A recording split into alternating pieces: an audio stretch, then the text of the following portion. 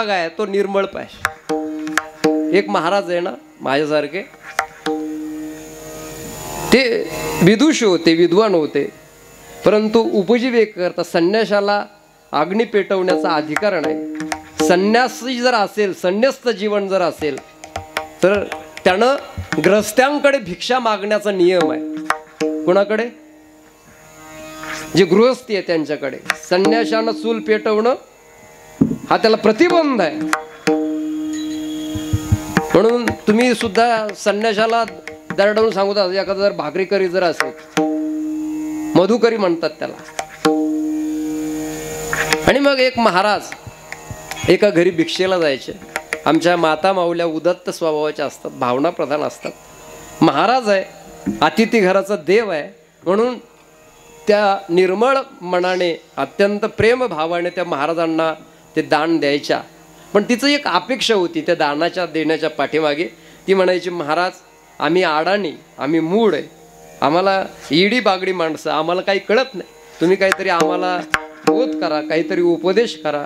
पण ते महाराज तिच्याकडे पाहिल्यानंतर महाराज हसायचे आणि महाराज काय बोध करत नव्हते, तिला निघून जायचे. तिला प्रश्न पडायचा, हे महाराज का सांगत नसतील, काही का उपदेश करत नसतील.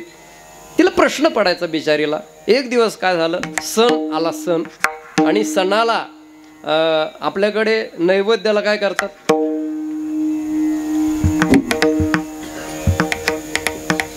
काय असतं सणाला? तुमच्याकडे काय करतात सणाला? पुरणपोळी करतात, बरोबर की? तिनं सांगितलं, महाराज आमच्याकडे उद्या सण आहे, पुरणपोळी करणार आहे, तुम्ही काय आता 2 भांडे आणू नका. कारण जे मधुकरी असते ना त्याच्यामध्ये काय असतं माहिती आहे का, फक्त एक झोळी असते, ते पालव असतं उपरणं, आणि एक किटली असते. तुम्ही मधुकरीची मुलं पाहिली का तुम्ही, जी पाळीला जातात आळंदीमध्ये? ही 2 भांडी चालायची नाही, कारण पुरणपोळ्या म्हटलं लय लय बारदाण मोठा. पुरणपोळीमध्ये एक पदार्थ असतो का? काय काय असतं?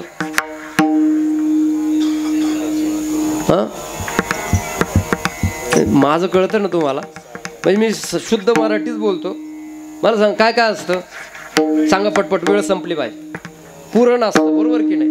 नंतर पोळी असते, त्या पुरणपोळीवर आणखी चविष्ट होण्याकरता गुळवणी असतं. नंतर थोडंसं आणखी झणझणीत सार असतो, त्याच्याबरोबर भात असतो. बरं आणखी चमचमीत झालं पाहिजे, मग काय असतात, भजे का पुंड, बरं काहीतरी असतं, भजे म्हणा. नंतर कुरवड्या, काय म्हणतात, कुरड्या, पापड्या वगैरे भरपूर असतं. मला सांगा, ते काय कष्टाचं काम आहे?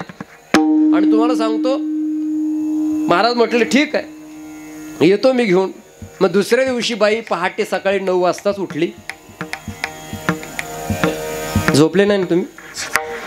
तुमच्याकडे पहाट जरा उशिरा होते का, नदीच्या आले का?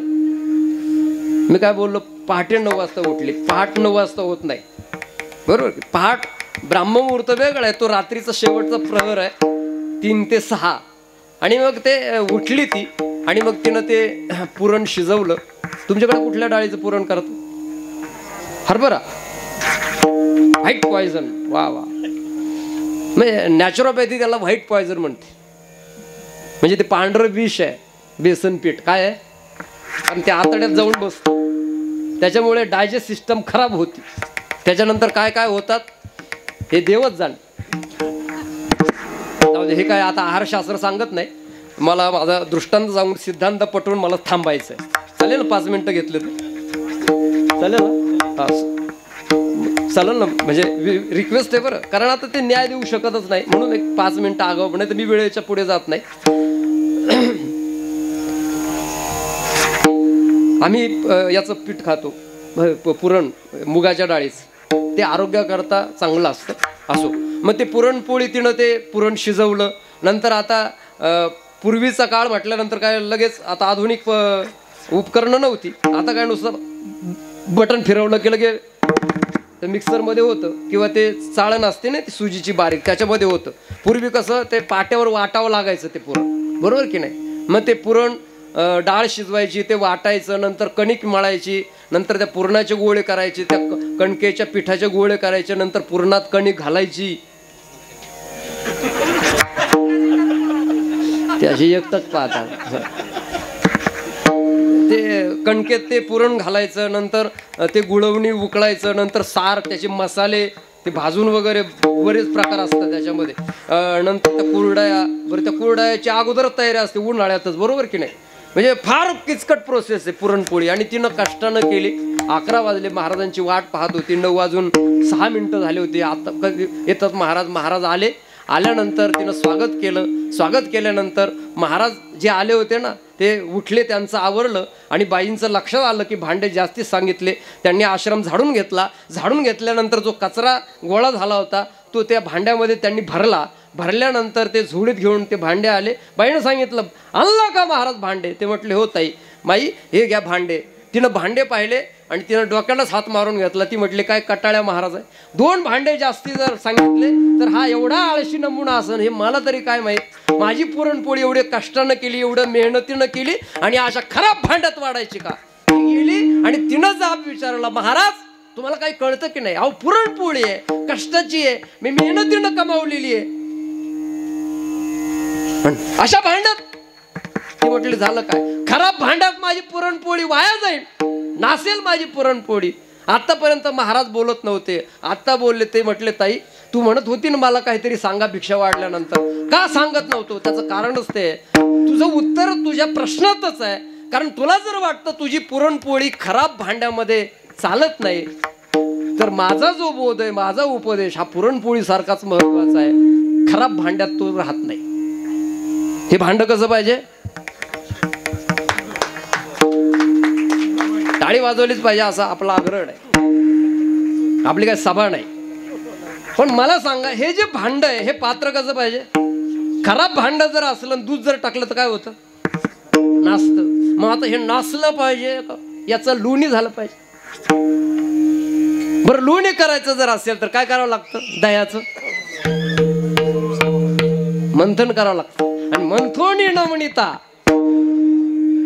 वाया व्यर्थ कथा, मंथन करायचं. मग आता ओंकार काय हे जाणून घ्या पहिलं. म्हणजे तुम्हाला संस्कृत शिकावं लागेल, आणि तुमची व्यवस्था मी करून देतो संस्कृत शिकण्याची घर बसल्या. आमच्या आश्रमाची आता नेक्स्ट बॅच सुरू होते सप्टेंबर महिन्यामध्ये. डेट मला माहीत नाही. अगोदरची एक हिंदी बॅच आहे, त्याच्यामध्ये 1 वर्षाचा पूर्ण सिलेबस आहे आमच्या गुरुजींनी सांगितलेला. अत्यंत कळेल अशा भाषेमध्ये संस्कृत आहे. तुम्हाला मग आता व्याकरण शिकावं लागेल ना, कारण व्याकरण शिकल्याशिवाय देव कळणारच नाही. तुम्ही म्हणा एवढं अवघड असतं का? मग एवढं सोपं थोडीच. टाकीचे घास असल्याशिवाय देव पण येत नाही. काय करावं लागतं मला सांगा? 66 वर्ष झाली आपल्या मंडळाला, झाली का नाही? 66 वर्षामध्ये आपल्याला गणपती समजला पाहिजे की नाही खरा? काय मत आहे तुमचं? आणि नाही जर समजलं तर हे बाकीचे जे जुन्या लोकांनी त्यांना कसं वाटेल? म्हणून तरुणांकडे जबाबदारी आहे. म्हणून आपला जो गणपती, आपला जो देव आहे, आपली जी इष्ट देवता आहे, जो गणपती आहे, जो गणेश आहे, जो सगळ्या देवांचं काय अधिष्ठान आहे. मग कसा अधिष्ठान आहे तो ओंकार? तर महाराजांनी 2ऱ्या चरणामध्ये सांगितलं. 2ऱ्या आकार तो ब्रह्मा, उकार तो विष्णू, आकार तो ब्रह्मा, उकार तो विष्णू, आकार तो ब्रह्मा, उकार तो विष्णू,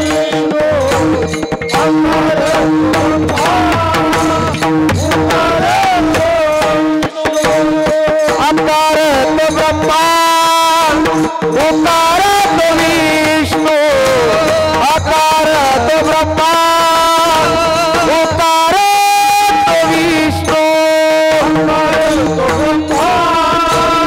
उकार तो विष्णू, आकार तो ब्रह्मा, उकार तो विष्णू, मकर महेश गानियेला, मकर महेश गानीला, आकार तो ब्रह्मा, उकार तो विष्णू, आकार तो ब्रह्मा, उकार तो विष्णू, महेश गानियेला,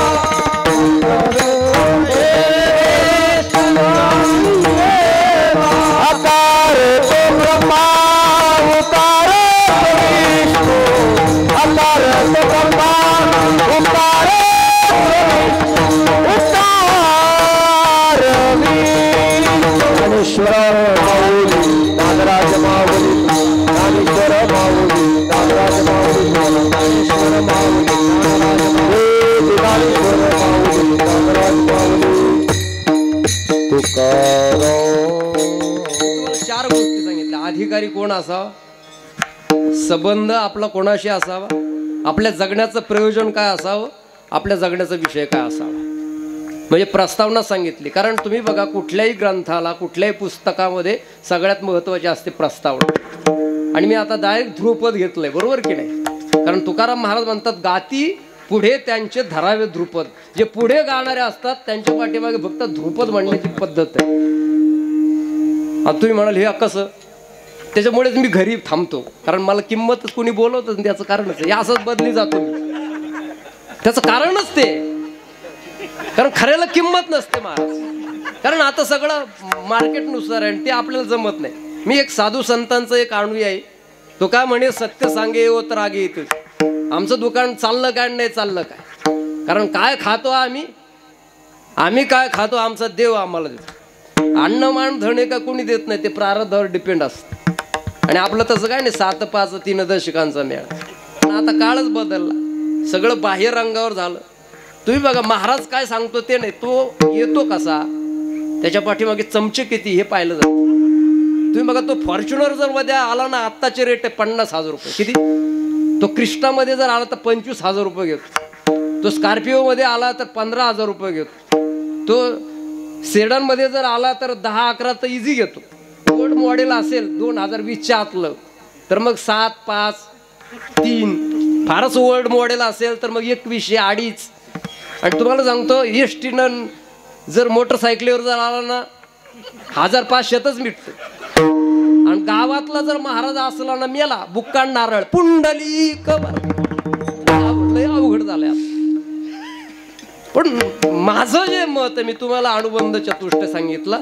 आणि आकार तो ब्रह्मा, जो ओंकार मधला अ आहे तो ब्रह्मा आहे, जो म आहे तो उ आहे तो कोण आहे, विष्णू आहे. आणि जो म आहे तो शिव आहे. आणि या तिन्ही देवांचं जे जन्मस्थान आहे ते ओंकार प्रधान रूप गणेशाचे, त्या गणेश परमात्म्याचं ते रूप आहे. आणि तिथून हा सगळा कारभार आहे, मग जन्मस्थान आहे. आणि महाराज म्हणतात तो हा गजानन माय बाप. तो कोण आहे? आपला खरा माय बाप आहे, असा जो गणेश आहे तो. आणि हे मी सांगत नाही, हे कोण सांगतंय तर महाराज म्हणतात ही वेदव्याणी सांगते, हे मी सांगत नाही. तर जे ज्यांच्या द्वारे हे सगळं जगत उष्ट आहे, मी सांगतो ते व्यासांचं आहे. व्यासोच्छिष्ट जगत्त्रयम. कारण माऊली म्हणतात व्यासांचा मागोवा घेतो, भाष्यकारा ते वाट पुसतो. मी जी ज्ञानेश्वरी लिहिली ती व्यासांच्या मागोव्यामुळे मला लिहिता आली, म्हणजे सांगता आली. मग मला सांगा, व्यास हे सर्वश्रेष्ठ आहे. तुम्हाला सांगतो हे सगळं जे आहे ना आता काही साहित्य ते कोणाचं आहे? आणि त्यांनी लिहून ठेवलं 18 पुराणामध्ये. जर तुम्हाला माझ्यावर शंका असेल, किंवा तुकाराम महाराज म्हणतात माझ्यावर शंका असेल, किंवा सोनवणे महाराजावर शंका असेल तुम्हाला, तर मग तुका म्हणे ऐसी वेदवाणी,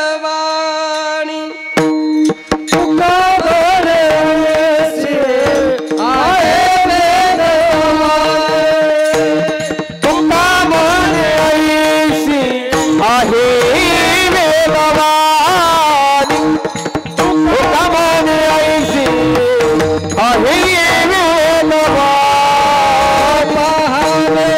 आहे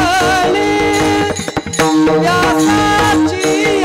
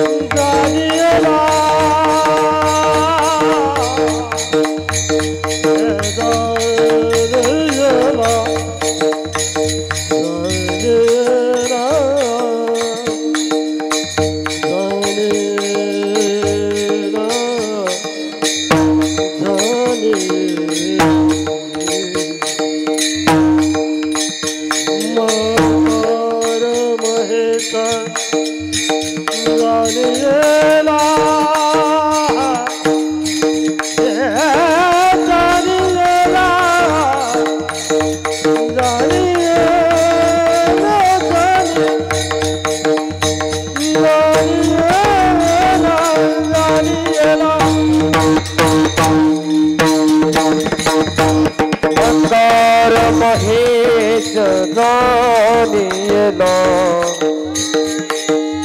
मकार मोहे जानियला जानियला मकारा महेश जानियला महेश जानियला जानियला मकारा महेश जानियला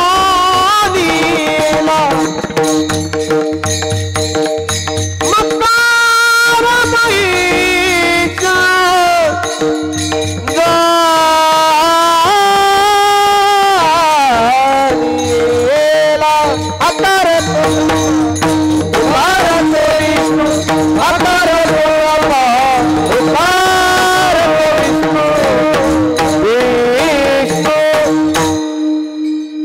तुका म्हणे ऐसी आहे वेदवाणी. ही माझी वाणी नाही तर वेदाची ती वाणी आहे, वेदाची ती भाषा आहे. आणि जर तुम्हाला विश्वास जर नसेल माझ्या बोलण्यावर तर पहावे पुराणे व्यासाचे. व्यासाने गणेश पुराण नावाचं स्वतंत्र एक पुराण लिहिलं आहे. आणि तुम्हाला जर तुम्ही अथर्व शीर्ष म्हणता की नाही, त्वमेव प्रत्यक्ष तत्वमसी त्वमेव प्रत्यक्षम करतासी त्वमेव प्रत्यक्षम धरतासी. तुम्ही बघा त्याच्यामध्ये सगळं सूक्ष्म भाग आहे. तर अथर्व शीर्षाचे पाठ जरी केले रोज ना तर तुम्हाला सांगतो तरी कल्याण होईल त्या गणपतीचं. ते खरं स्वरूप आहे. आणि म्हणून असं जे स्वरूप आहे तुम्हाला विश्वास जर नसेल तर तुका म्हणे नाही विश्वास ज्या मनी पहावे पुराणी विचारोनी. पुराणांचं धांडोळ घ्या. त्यांनी सुद्धा हे सांगितलं. आणि जे पुराणांनी गायलंय जे वेदानं जे सांगितलंय तेच मी तुम्हाला या अभंगाद्वारे सांगितलं. मी प्रत्येक चरणाचा अर्थ न लावता मी तुम्हाला एक असं संक्षिप्त एक याचा भाग सांगितला. ही प्रस्तावना आहे. नंतर उर्वरित धडा पुढे नंतर आहे. पण आता तुमची माझी भेट झाली तर आता हे एवढं का लांबवलं त्याचं कारण आहे. कमी वेळेत संपवलं असतं. लोक म्हणतात त्याला काही येत नाही बरं, बदली आलं पण यांना आबरू घातलं. बरं आता जास्ती लांबण लावली सगळं स्पष्ट केलं तर लोक म्हणतात याला काय कोणी लय अवघड. मग तुका म्हणे आता ऐकावे वचन तेजोनिया जन भक्तिकार. मग लोकांच्या नादाला मग लोकांतात काय खरं नाही. आपलं एकांत येणे सुखे रुचे एकांताचा वास. आपलं एकांतच बरं. म्हणून माझं घर आहे ना आम्ही क्षेत्र संन्याशी. तुम्ही म्हणा गृहस्थी कसे क्षेत्र संन्याशी. ज्ञानेश्वरी वाचा मग कळेल. संन्यास फक्त बाह्य व्याशानच घ्यायचा नसतो, घरी राहून सुद्धा संन्यास घेता येतो. आणि ही कला आहे आमच्या सद्गुरू माऊलींची कृपा आहे. आणि म्हणून त्यांच्या कृपेनं जे स्फुरलं ते आपल्यासमोर त्या गणपतीचं रूप मांडलं. ते रूप पाहण्याचा प्रयत्न करा. त्या गणपतीची आपल्यावर कृपा होऊ देत अशी त्याच्या चरणावर प्रार्थना करतो. या कीर्तन सेवेला ज्यांनी ज्यांनी सहकार्य केलं आदरणीय सर्व आमची महाराज मंडळी, आमचे मारुती महाराज, त्यांना फोन केला. ते म्हटले गायक पाहिजे. आता गायकाचं ना आपलं टिप्पण नाही कारण अशा येड्या हळदीबरोबर कोण जाईल. पण आमचे ते मारुती महाराज म्हटले मी येतो कारण आता बिझी शेड्यूल आहे. पण ते प्रेमानं आले. तुमच्याकडे पण समृद्धता आहे, तुमच्याकडे भजनी मंडळ आहे आणि चांगली माणसं आहे, गोड माणसं आहे. अशात तुमच्यात गोडवा आयुष्यात शेवटपर्यंत राहू देत अशी प्रार्थना करतो. आणि एका मिनिटामध्ये एक आपण धून म्हणून या कार्यक्रमाची सांगता करूया. मोरया मोरया मंगलमूर्ती मोरया.